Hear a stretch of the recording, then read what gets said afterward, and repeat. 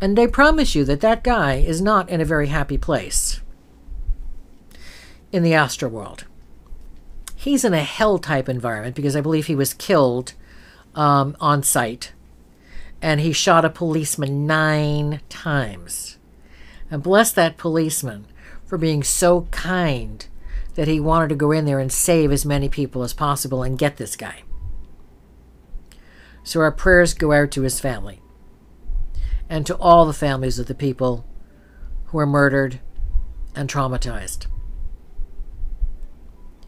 What kind of person are you? Are you the kind of person who thinks you're better than everybody else because Jesus Christ is your Lord and Savior?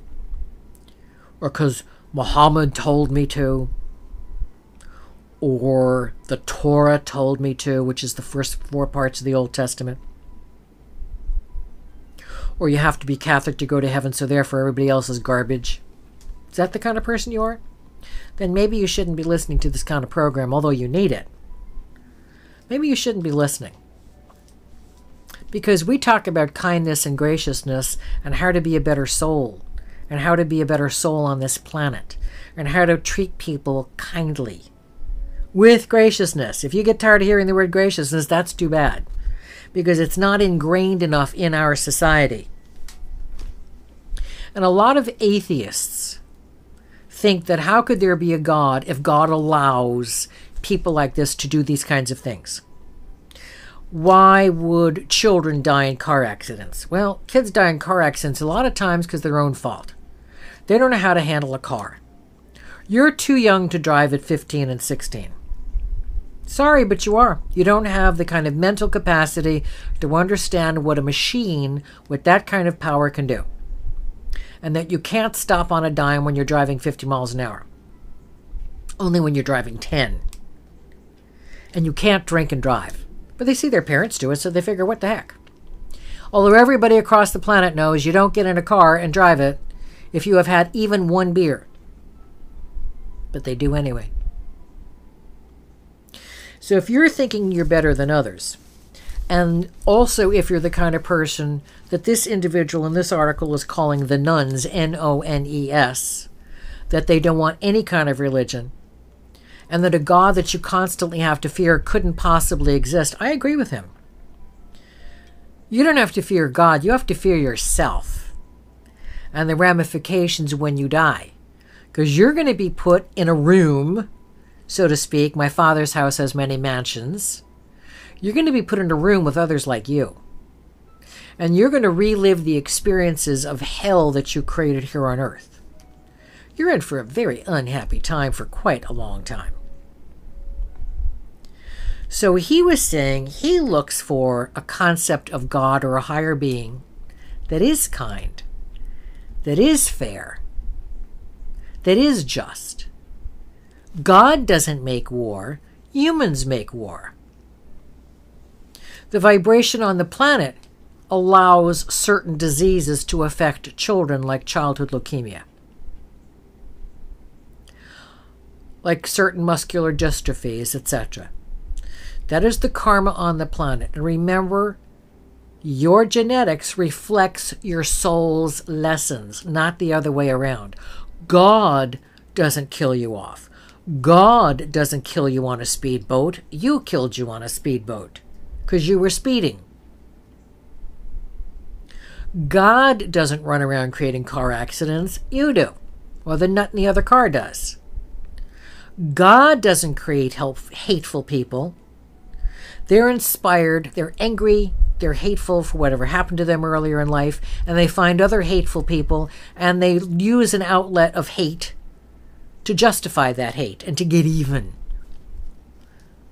Like people who molest children were molested, generally speaking, and they do it because, number one, it feels good to them, it feels familiar, and number two, they want to punish somebody else for what they went through. They think taking another child and punishing them by abusing them is a good idea. It is never good to create harm. Even if you're a soldier and you have to kill your enemy, don't do it in anger. Do it because you're protecting your other soldiers. Do it you're protecting your country. Do it because you know that what you're doing is right. So if you kill an enemy, don't do it in anger. Do it in a just state of consciousness. And do it with a prayer that night as you're laying there in your bunker or wherever you are. Ask God and the angels to forgive you, to make you calmer and more peaceful, so that you do a better job as a soldier.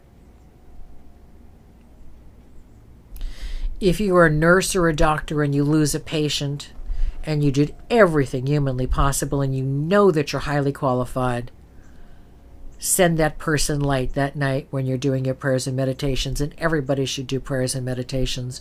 Prayers when you talk to God. Meditation is when you sit quietly and let God talk to you. Either a thought will flash, you'll feel a warmth and an idea will come. You'll find an article the next day on something that you had a question about. I know we've covered this before on answered prayers.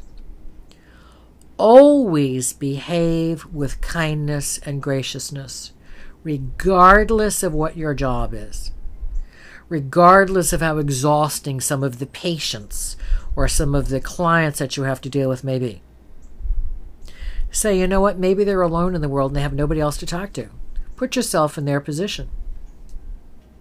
You are never wrong by doing that. So if you think God is an unjust, angry, vengeful being, and that God has created these good religions to bring justice and power down on others, sorry, you're confused. God created kittens and babies and beautiful bushes and flowers and a magnificent planet like Earth. That's not something that wants vengeance. That's an intelligence, a wisdom that wants humans to be able to enjoy life on a planet and take care of it. I can't even say treat people the way you want to be treated, because if you're a little off and you want punishment, don't do that. Treat people and kittens, because they're so tiny and so helpless. Treat everyone like you would a tiny baby kitten or a tiny baby puppy. You can all relate to that. You all know dogs and cats. Cat jokes, by the way, I'm tired of the cat jokes. That gives people permission to think cats are second-rate citizens. Cats are loving creatures who will love you back if you are kind to them. Even cats who are feral. All animals have a soul. We have souls. And we had a caller earlier in the program who said she related to animals easier than people. Animals don't have an agenda to harm us, to blow us up, to take away our land. We've taken away their land. I think the fact that all animals across the world haven't attacked people everywhere is because their souls are kind. When elephants rampage through a farmland that they grazed in 6 months ago, and is supposed to be there for them, and the water hole is supposed to be there, they get cranky, and sometimes they act out. Because they can't take care of their babies. They can't get a drink of water themselves. So think about the garden that the earth is. And that's what you want to take care of.